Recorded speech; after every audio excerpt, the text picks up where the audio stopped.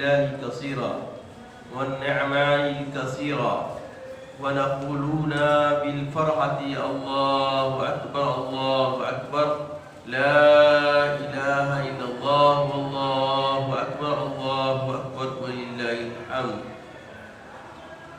نحمد ونصلي على رسول الكريم بعد حمدي والسلام. فأعوذ بالله من الشيطان الرجيم. بسم الله الرحمن الرحيم. لن ينال الله لحومها ولا دماؤها ولكن يناله التقوى منكم كذلك سخرناها لكم لتكبروا الله على ما هداكم وبشر المحسنين. صدق الله العظيم وصدق رسوله النبي الأمين الكريم من الشاهدين والشاكرين. کل حمد و ثنا اس مالک حقیقی وحدہ لا شریک کے لیے سزاوار ہے، اور ساری کبریائی و بڑائی اسی رب العظیم کے لیے ہے جس کے بیت اللہ کا حجاج اکرام طواف کر رہے ہیں کثیر تعداد میں. ان حاجیوں کی تعداد کے موافق ہم اللہ کی کبریائی بیان کرتے ہیں. اللہ اکبر لا الہ الا اللہ واللہ اکبر للہ الحمد. جتنے عرفات کے میدان میں وقوف کیے ہوئے حجاج ابتدائے امر حج سے لے کر آج تک آ رہے ہیں، ان کی تعداد میں ہم اللہ کی کبریائی بیان کرتے ہیں. اللہ اکبر لا الہ الا اللہ واللہ اکبر وللہ الحمد. اللہ نے دنیا میں جتنی ریت بنائی ہے اس ریت کے ذرے ذرے کی تعداد کے موافق ہم اللہ کی کبریائی بیان کرتے ہیں. اللہ اکبر لا الہ الا اللہ واللہ اکبر وللہ الحمد. میں گواہی دیتا ہوں کہ نہیں ہے کوئی معبود برحق لائق عبادت سوائے اللہ جل مجدہ کے، اور میں یہ بھی گواہی دیتا ہوں کہ محمد عربی صلی اللہ تعالی علیہ وآلہ وسلم اللہ کے بندے اور خاص رسول ہیں. صلاۃ والسلام نازل ہو ہمارے آقا نامدار حضور تاجدار محمد عربی صلی اللہ علیہ وسلم پر، آپ کی آل پر، آپ کے اصحاب پر. بزرگان دین، برادران اسلام، آج ہم سب عید کی خوشی میں اللہ کی بارگاہ میں شکرانہ ادا کرنے کے لیے جمع ہوئے ہیں. آپ سب جانتے ہیں عید یقیناً فرحت کا نام ہے، اور یہ خوشی اسی وقت خوشی بنتی ہے جب ہم اللہ کی رضا کو پا لیتے ہیں. یہ خوشی ہمارے لیے حقیقی خوشی اسی وقت ہے جب ہم نیت کے اعتبار سے درست اللہ کی بارگاہ میں مقبولیت کی راہ اختیار کرتے ہیں.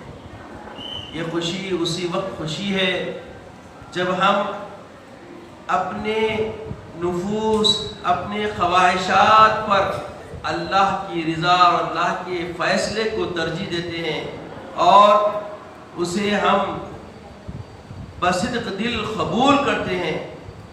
عزیزو اور بزرگو، آج کا دن بڑی اہمیت کا دن ہے.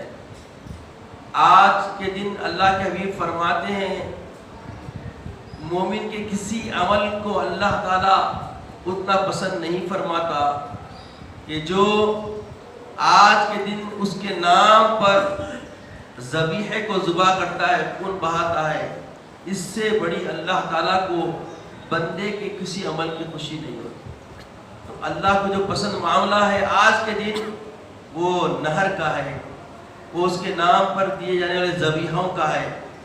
تو یاد رکھو، اس کا مطلب یہ نہیں کہ اللہ جل مجدہ تمہارے گوشت، خون اور ان چیزوں سے اللہ خوش ہوگا، بلکہ اللہ فرما رہا ہے لن ينال الله لحومها ولا دماؤها ولكن يناله التقوى منكم. اللہ کے پاس نہ تمہارا خون پہنچتا ہے، نہ تمہارا گوشت پہنچتا ہے، بلکہ اللہ تبارک و تعالیٰ کے پاس اگر کوئی پہنچنے والی چیز ہے تو وہ تمہارا تقویٰ ہے۔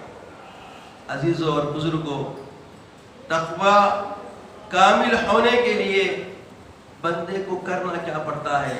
اخلاص اختیار کرنا پڑتا ہے۔ جس کے پاس اخلاص ہوتا ہے اللہ جل مجدہ اس سے مسرور ہوتا ہے، اس سے خوش ہوتا ہے۔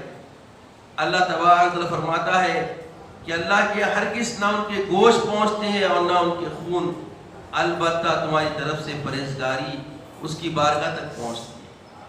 ولیکن ینالہ التقویٰ، تو پرہیزگاری اخلاص سے وجود پاتی ہے، پروان چڑھتی ہے اور اللہ تبارک و تعالیٰ کو راضی کر کے چھوڑ۔ تو عزیزوں اور بزرگوں، پرہیزگاری کے ساتھ ساتھ ہمیں کیا کرنا ہے کہ اسی طرح اس نے یہ جانور جو تمہارے قابو میں کر دیا ہے، سخرھا لکم، یہ جو ہمارے بیل کو یوں اپنے بس میں کرنا عام طور پہ اگر آپ دیکھیں تو آسان نہیں، اونٹ کو قابو کرنا آسان نہیں، مگر اللہ تعالیٰ نے اس کو ہم کو اس پر قابو کرنے کا اختیار دے دیا ہے، اور تاکہ تم اس بات پر اللہ کی بڑائی بیان کرو، لِتُكَبِّرُوا اللَّهَ عَلَى مَا هَدَاكُمْ، اس نے تمہیں ہدایت کی اور نیکی کرنے والوں کو خوشخبری دے دو، وَبَشِّرِ الْمُحْسِنِينَ۔ یہاں پہ احسان کرنے والے سے مراد اللہ تعالیٰ کی بارگاہ میں خوشنودی حاصل کرنے والے۔ تو آج وہ لوگ خوشنودی حاصل کرتے ہیں جو اللہ کی بارگاہ میں اپنے ذبائح کو اللہ کی رضا کے لیے قربان کرتے ہیں۔ عزیزوں اور بزرگوں، اللہ تعالیٰ انسان کی نیت کو دیکھتا ہے، جس کی جیسی نیت ہوتی ہے اللہ ویسے ہی فیصلہ فرماتا ہے۔ عزیزوں اور بزرگوں، نیت ایک ایسی چیز ہے کہ جس کے ذریعے اخلاص کے بغیر کیا جائے تو اللہ تعالیٰ کی بارگاہ میں مقبول نہیں۔ نیت و اخلاص کی اہمیت بیان کرتے ہوئے امام غزالی علیہ رحمۃ الرضوان علیہ رحمہ فرماتے ہیں، اہل دل لوگوں پر ایمان، بصیرت اور انوار قرآن کی وجہ سے بات واضح ہو گئی۔ کیا بات واضح ہوئی؟ فرماتے ہیں کہ ابدی سعادت تک رسائی کے لیے علم اور عبادت ضروری ہے، چنانچہ علم والوں کے علاوہ تمام لوگ ہلاک ہونے والے ہیں، اور عمل کرنے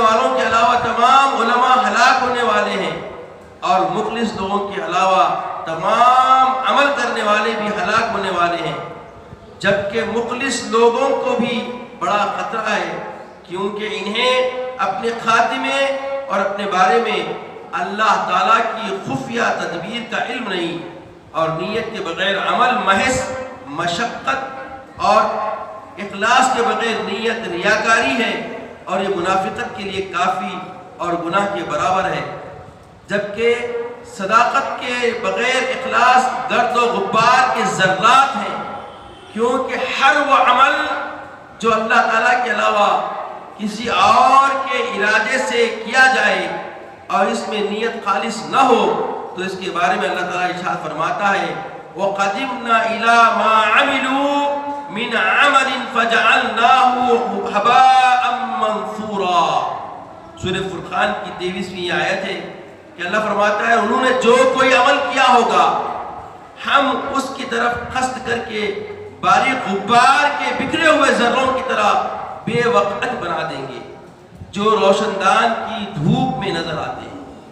عزیز اور بزرگوں، اللہ نے مثال بھی دے دی، جب ہمارے گھر میں اگر کوئی باریک سوراخ ہو، روشن دانی ہو اور دھوپ پوری تاپ پہ آ جائے تو روشن دانی سے جب دھوپ آتی تو آپ دیکھیں گے کہ اس کی روشنی میں بیچ میں کچرے کی طرح ذرات آس پاس ہوتے نظر آتے ہیں۔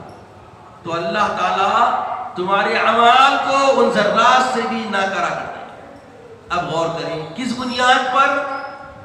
اگر عمل میں مخلص نہ ہو، عمل میں اخلاص نہ ہو، عمل اللہ کے علاوہ محلے والوں کو دکھانے کے لیے 1.5 लाख का, 5 लाख का, 10 लाख का, 2 लाख का, 60,000 का कीमतें बयान करके खरीदा जाने वाला जानवर हो। सीधी सीधी बात नियत पे। ये बात फिर रास मोमिन बंदों को इस बात से आश्कार कर रही है कि तुम्हारा अमल, तुम्हारा इरादा, तुम्हारी इबादत तुम्हारे मुखलिसाना नियत पर मौकूफ है।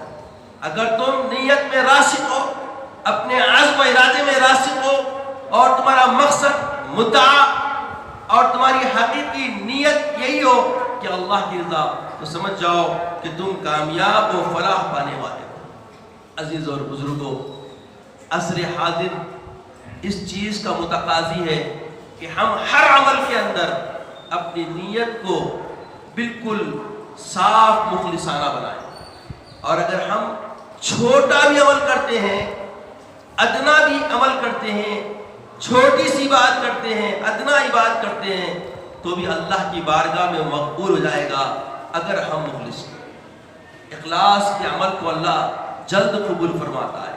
यानी इखलास की हकीकत समझने के लिए समझ लें कि आपका हर अमल अल्लाह जल्ल मजदहू की रज़ा तलब का, रज़ा की तालिब बने हुए और मुतमन्नी हो, तो समझ जाओ कि ये तुम्हारी तमा, ये तुम्हारी आरज़ू, ये तुम्हारी ख्वाहिश, ये तुम्हारे अंदर जो फितरतन ये जो बात पाई जाएगी कि सिर्फ रब की रज़ा, तो तुम्हारा अमल, हर अमल कबूल, अल्लाह ताला हर अमल को कबूल फरमा लेगा। तो जो शख्स नियत की हकीकत से वाकिफ ना हो, उसकी नियत कैसे सही होगी? या जिसकी नियत दुरुस्त हो, वो इखलास की हकीकत से आगाह हुए बगैर मुखलिस कैसे होगा? या वो शख्स जो सदाकत के मफहूम से आगाही न रखता हो, वो अपने नफ्स से सदाकत का मुतालबा कैसे करेगा? लिहाजा जो शख्स अल्लाह जल्ल मजदहू की इताअत का इरादा रखता हो, और उसकी सबसे पहली जिम्मेदारी यह है कि वो नीयत का इल्म हासिल करे ताकि उसे नीयत की मारिफत हासिल हो, और फिर सदाकत और इखलास की हकीकत से आगाह होकर अमल के जरिए नीयत को सही करे, क्योंकि बंदे की नजात और छुटकारा वसीला यही दो बातें हैं, सदाकत और इखलास। अजीजों और बुजुर्गों, सदाकत इस बात की कि हम अपनी दिल की गहराई से अल्लाह के लिए करें, और ये करने में इरादा उसकी रज़ा चाहिए, उसका तकर्रुब हो। नीयत, इखलास और सदाकत के बारे में मुफस्सल अंदाज में आप बारहा मेरे खिताबात में सुनते रहे कि नीयत आपके इरादे और आपकी एहसास, आपकी इदराकियात के साथ ही रज़ा तलबी, अल्लाह ताला की खुशनुदी।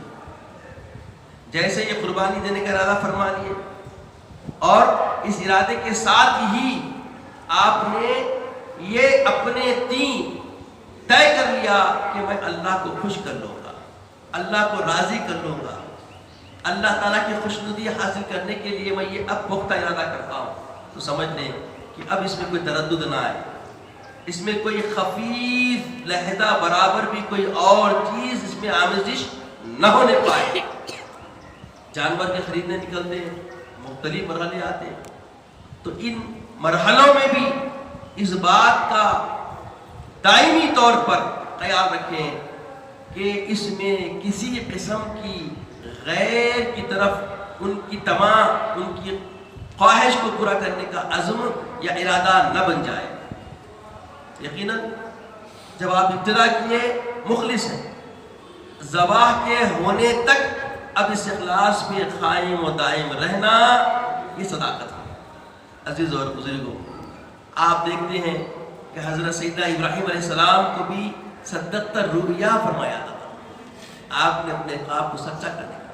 तो अल्लाह ताला यही चाहता है कि हर बंदा जो कोई अब इस सुन्नत इब्राहीमी को अदा करने के लिए कमर बस्ता होता है, वो सदाकत पर हो, उसकी नीयत मुखलिसाना हो, उसकी तमाम मुखलिसाना हो, उसकी तबीयत मुखलिसाना हो, और जो इखलास से काम करता है तो अल्लाह तबारक व तआला उससे राज़ी होता है। और इस तमाम के बाद अल्लाह की किबरियाई बयान करते हुए अल्लाह की रज़ाजोई का तालिब बन के जब ज़बाह करता है تو اللہ تعالیٰ فرماتا ہے کہ یاد رکھو اب تمہارے اندر جو پرہیزگاری آ گئی ہے، جو تقوی آ گیا ہے، بس اللہ یہی چاہتا ہے، یہی اللہ تک پہنچنے والا ہے، یہی تمہارا حوصلہ، تمہارا عزم، تمہارا ارادہ، تمہاری صداقت اللہ کی بارگاہ میں پہنچے گی اور تم کو اللہ تعالیٰ اپنے قرب کی راہیں آسان کر دے گا۔ عزیزوں اور بزرگوں، آج کا دن بڑی اہمیت کا دن ہے۔ ہم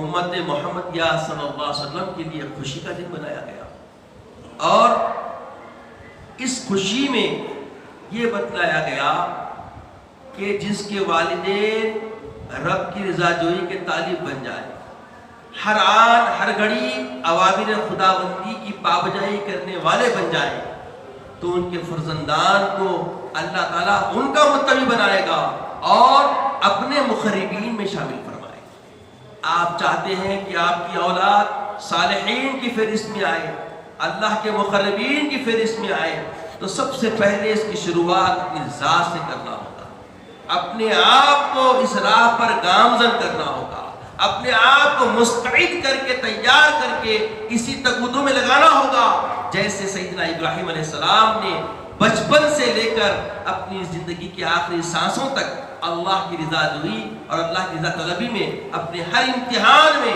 اللہ تعالیٰ کی بارگاہ میں کامیاب ہوتے ہوئے، فلاح پاتے ہوئے، فوزاً عظیمہ کے منزل پہنچتے ہوئے وہ مقام پہ پہنچ گئے کہ قیامت تک آنے والے امت محمدیہ کے لیے یہ دین حنیف بن گئے۔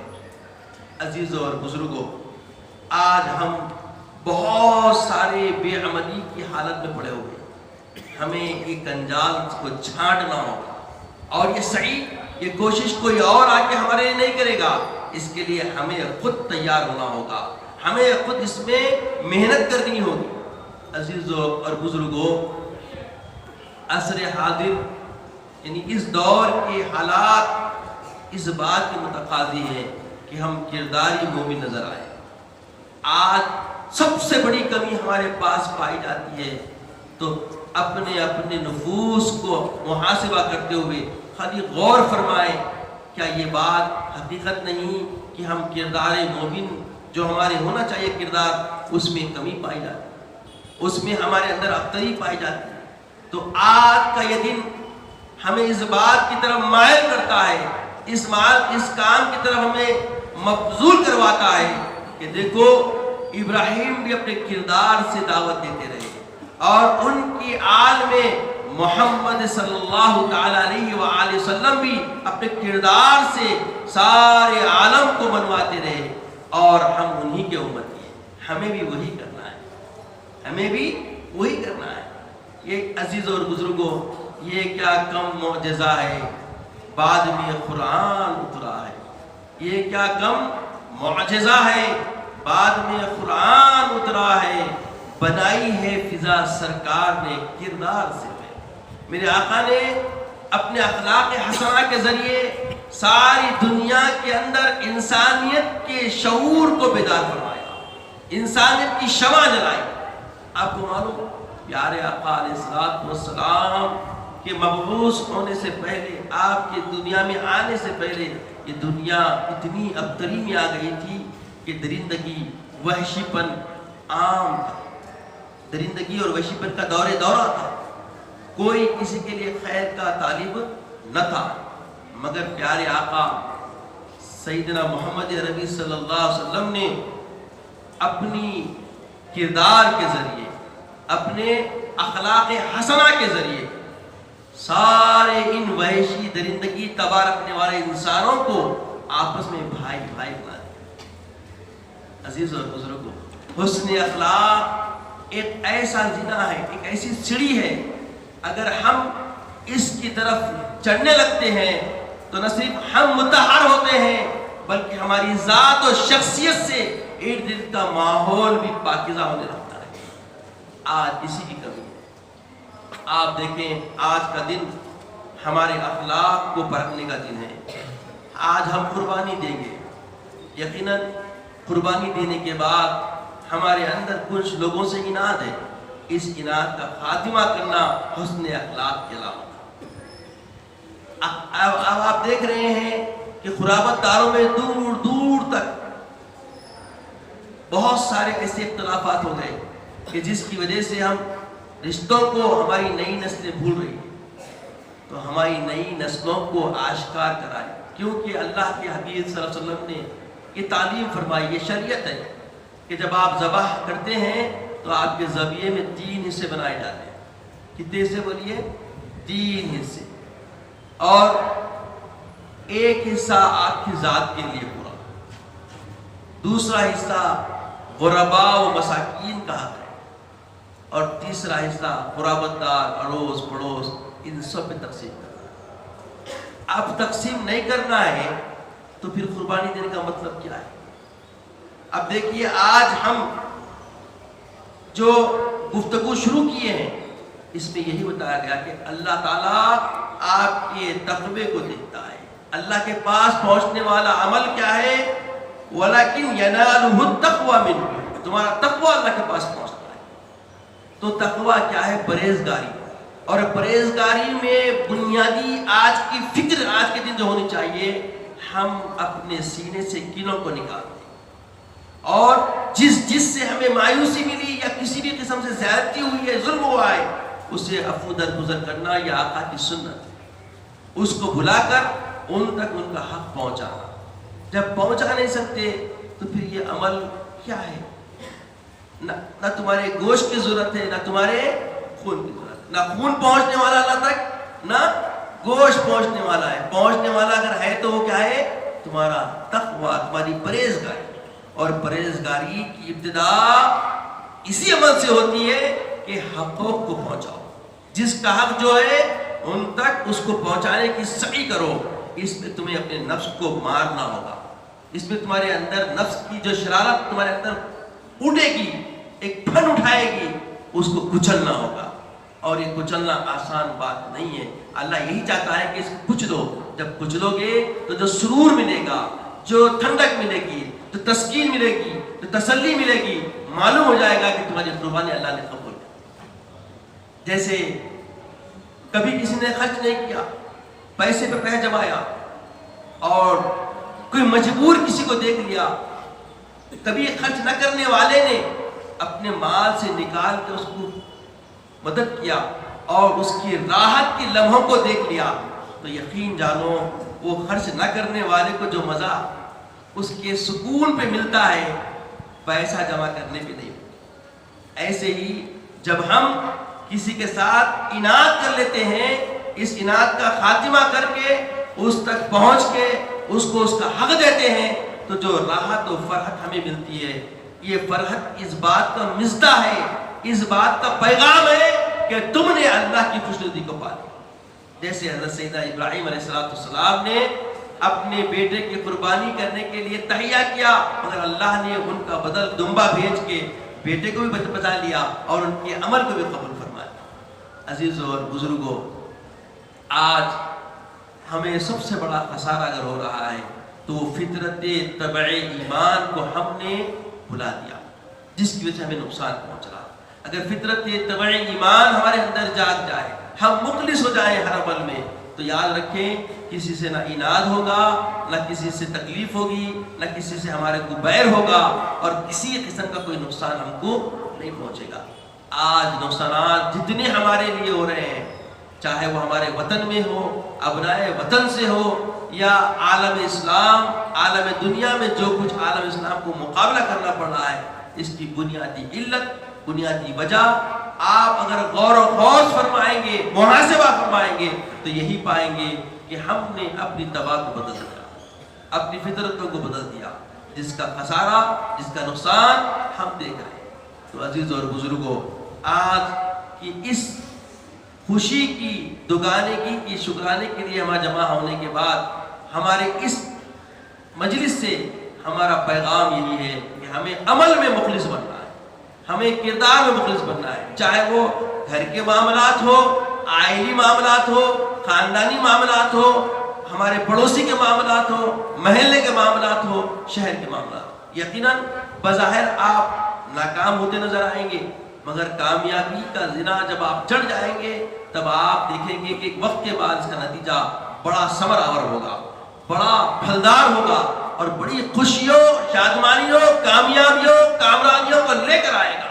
اور آپ دیکھیں گے دیکھتے دیکھتے یہ جو مخالفت دین اسلام آوازیں اٹھا رہے ہیں یہ خود گرویدہ نہیں بلکہ جو در جو دائرے اسلام میں آتے ہوئے نظر آئے. عزیز اور بزرگوں، ہمارے اسلاف نے یہی کچھ کیا. ہمارے اسلاف نے اپنے اعمال کی تطہیر کی، اپنی نیتوں کو مخلص بنایا اور اپنے ہر عمل کے اندر انہوں نے سوائے رب کی رضا کے کچھ اور نہیں دیکھا اور تقوی کی زندگی کو پروان چڑھایا. اور اس کا نتیجہ آج ہم سب اپنے آپ کو دیکھ رہے ہیں. آج ہمارے جتنے بھی ہمارے بھائی اتنے وطن میں پائے جاتے ہیں، اس کی علت، اس کی بنیاد ان کا اخلاص، ان کی مخلصانہ تباہ، ان کی پرہیزگاریاں تھیں. آج ہم اسی پہلو سے تیہ دست ہو، اسی پہلو سے ہم تیہ دست ہو گئے، اسی پہلو سے ہم دور ہو گئے. آج خسارہ ہمارے سامنے. اگر ہم چاہتے ہیں کہ اس خسارے سے باہر نکلے تو ہمیں پھر کمر بستہ ہونا ہوگا اور پھر سے ہمیں وہی کاوش، وہی محنت، وہی صحیح کرنی ہوگی جو اسلاف نے اپنی زندگیوں کو نمونہ بنا کے ہمارے لیے پیش کیا ہے. عزیزوں اور بزرگوں، اللہ تعالیٰ فرماتا ہے کہ لقد کان لکم فی رسول اللہ اسوۃ حسنہ، میرے محبوب کی زندگی تمہارے لیے بہترین نمونہ ہے. آقا کی زندگی میں کیا بات ہے؟ آقا فرماتے ہیں جس نے مجھے محروم کیا میں اسے عطا کروں، جس نے مجھ پہ ظلم کیا اسے میں درگزر کروں. یہ کوئی معمولی بات ہے؟ یہ کوئی معمولی کردار ہے میرے آقا کا؟ اگر ہم اس کردار کو یہ اختیار کر لیتے ہیں تو دیکھیے پھر کون دشمن رہے گا، کون ہماری مخالفت کرنے والا باقی رہے گا. آج ہم معمولی بات پر بڑی بڑی ایسے فیصلے لے کر خطائیں کر لیتے ہیں جس سے صرف پشیمانی ہمارے آتا ہے. بعد میں خود ہم اپنے آپ پہ پشیمان ہو جاتے ہیں. معمولی بحث تکرار رہتی ہے، خون خرابے تک پہنچ جاتی ہے. آخر کیا ہے؟ جبکہ آقا فرماتے ہیں اجتنبوا الغضب، اجتنبوا الغضب، غصے سے پرہیز کرو. غصہ شیطان کی گیند ہے، کھلونا ہے. جیسے آپ غصے میں آتے ہیں شیطان ایسے تم سے کھیلتا ہے جیسے بچے گولے سے کھیلتے ہیں. آپ سوچیں ہم سے شیطان کھیل رہا ہے، ہم شیطان کا کھلونا بننے سے بہتر ہے کہ آقا علیہ الصلوۃ والسلام کے کردار کو اختیار کر کے اس شیطان کو نیست و نابود کر دیں. یہ ایک بڑا کام ہے. کیا یہ مشکل کام ہے؟ عزیزو بالکل یہ مشکل کام نہیں ہے. بس حب نبوی حشر میں کام آئی جلیل، بس حب نبوی حشر میں کام آئی جلیل، نہ زہد آیا نہ تقویٰ آیا. صحابہ کی زندگی میں کیا تھا؟ حب نبوی تھا. جب کوئی آتا تو پوچھنا پڑتا کہ محمد نبی کون ہے. کیوں؟ چال چلن سے، حال ڈھال سے، ذکر و اذکار سے پورے ادائے محمدی صحابہ نے اختیار کر لی، ڈھل گئے تھے پورے. اور اسی وجہ سے آنے والا ظاہر جو بھی ہوتا اسے پوچھنا پڑتا محمد نبی کون. اللہ اکبر. وہ اگر کردار ہم اختیار کر لیں اور وہ طریقہ، وہ نہج پھر سے ہمارے اندر ہم اجاگر کر لیں تو دیکھیں پھر معاملہ کیا ہوتا ہے. عزیز اور بزرگوں، وقت ہمارا ساتھ چھوڑ چکا ہے. آئیے ہم ہر سال کی طرح نماز کا طریقہ انشاءاللہ آپ کے سامنے بیان کر لیتے ہیں. اس کے بعد نماز ہوگی اور نماز کے بعد ادب کے ساتھ سکون سے بغیر حرکت کرے، کسی کو نصیحت کرے بغیر، کسی کو کچھ معاملہ ہو تو کچھ چھیڑے کرے بغیر، غور سے خطبہ سماعت کریں. انشاءاللہ خطبہ بالکل مختصر کرنے کی کوشش کروں گا کہ بس بالکل مختصر ہو تاکہ آپ کو جا کے پھر قربانیاں بھی دینا ہے، کام بہت ہے. اس کا لحاظ رکھتے ہوئے مختصر کرنے کا مقصد یہ نہیں کہ خلاف سنت کوئی کام کریں گے، بلکہ تقاضا ہے حالات کا، بارش کی بھی دینا ہے اور بہت سارے حالات بدلے ہوئے ہیں، تو اس کا خیال رکھتے ہوئے مختصر کرنے کے لیے انتظامیہ کی استدعا رہی تو اس کو انشاءاللہ اس پہ عمل کیا جائے گا. تو عزیز اور بزرگوں، نماز کیا ہے؟ 2 رکعت نماز کی نیت کرنا. نویت ان اصلی للہ تعالی صلاۃ العید الاضحی اقتدیت بهذا الامام مع 6 تکبیرات متوجہا الی جہت الکعبۃ الشریفۃ. اللہ اکبر. کیا ہے؟ میں 2 رکعت نماز عید الاضحیٰ کی نیت کرتا ہوں، اس امام کے پیچھے ہوں میرا کعبۃ اللہ شریف کی طرف، تکبیر تحریمہ کے ساتھ ہاتھ باندھ لیجیے، ثنا پڑھی جائے گی. ثنا کے بعد 3 تکبیریں ہوں گے، 2 تکبیروں میں کانوں تک ہاتھ اٹھائیے، ہاتھ چھوڑ دیجیے، تیسری تکبیر میں کانوں تک ہاتھ اٹھا کے ہاتھ باندھ دیجیے، صحیح ہے نا؟ اس کے بعد سورہ فاتحہ ہوگی، ضم سورہ ہوگی، یہ ایک رکعت مکمل ہوگی۔ دوسری رکعت میں سورہ فاتحہ ضم سورہ کے بعد رکوع میں جانے سے پہلے 4 تکبیریں ہوں گی۔ 3 تکبیروں میں کانوں تک ہاتھ اٹھائیے، ہاتھ چھوڑ دیجیے، چوتھی تکبیر کے ساتھ رکوع میں چلے جائیں گے۔ اس طرح نماز مکمل ہو جائے گی۔ نماز جیسے سلام پھیریں گے تکبیر پڑھنا شروع کر دیں، اور اس کے بعد منبر پہ جا کے تکبیر چلتی رہے گی۔ اس کے بعد خطبہ ہوگا، خطبے کے فوری بعد دعا ہوگی مختصر، اور اللہ کے رسول کی بارگاہ، کیونکہ آقا علیہ السلام سے ہم کو شریعت ملی، دین ملا، انشاءاللہ مختصر 2-4 شعر انشاءاللہ پیش کیے جائیں گے۔ اس کے بعد اب چلیے نماز جب سفر درست فرما